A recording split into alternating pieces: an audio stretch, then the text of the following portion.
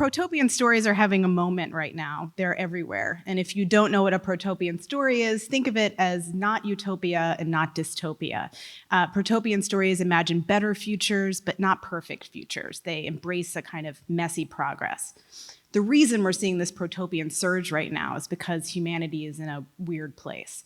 We have this tangle of existential threats in front of us that we're having a hard time seeing past and certainly our way through. We know that huge change is coming and that our ways of acting and thinking are not going to carry us forward. But the thing that we're moving towards is hard to see in the distance. So we're really good at telling stories to ourselves that just terrify us about the future, and Protopian stories do the opposite. They're powerful tools for reorienting us around hope and possibility and not dystopian dread. I'm going to illustrate this with an example because just this morning there was a launch of what might be the first ever concerted effort to bring Protopian storytelling to one of the most difficult existential threats we have, which is nuclear weapons. Now, ridding the world of nuclear weapons is daunting for a whole bunch of reasons, but one of them has to do with vision. Think of it as the push-pull problem.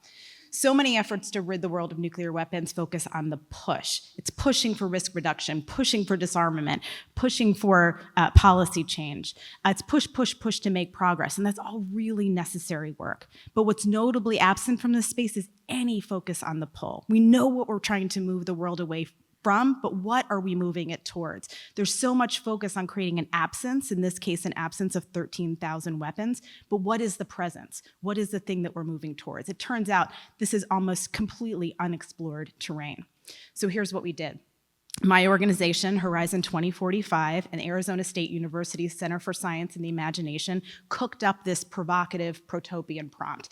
The year is 2095, 50 years after the last nuclear weapon has been disarmed. What does that world look like? So then, we got this amazing team of creatives to help us. Some of the best science fiction writers of our time, a leading nuclear anthropologist, a brilliant thinker who leads innovation projects for the United Nations, an award-winning slam poet, a composer who could help us imagine what 2095 sounds like, a Brazilian illustrator to bring the whole thing to life visually. It was like a creative full-court press. And then they started one by one to go into the darkness and imagine what that future could be, asking what future becomes possible when nuclear weapons have been removed from the human story. So based on what they came up with, let me tell you a little bit about that world they're envisioning. We still have problems, plenty of them, and new ones. It's messy, but in so many of these stories, we see the resources that are tied up right now in nuclear weapons redeployed for better purposes. We see nuclear weapons facilities turn into environmental revivification centers, for example. We have protocols in place for retiring technologies that can do mass harm, even if some of them can do some good. We remember who we are and that we have a responsibility to one another and to all species on the planet. We start acting on behalf of future generations and not just ourselves. We see a blossoming of new forms of collaboration and coordination at planet scale. Now, all of this is deep change coming from the pull side. The thing is, when we start to think about the future and we start with constraints, our thinking stays blinkered. But when we lead with possibility, what becomes possible becomes different. So why does all this matter?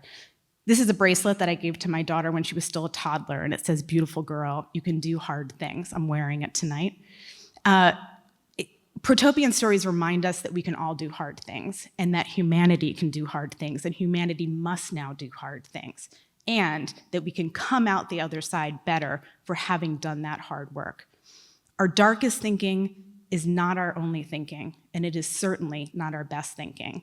And we need our best thinking now to lift us up and out of our problems and into a more secure and more flourishing future.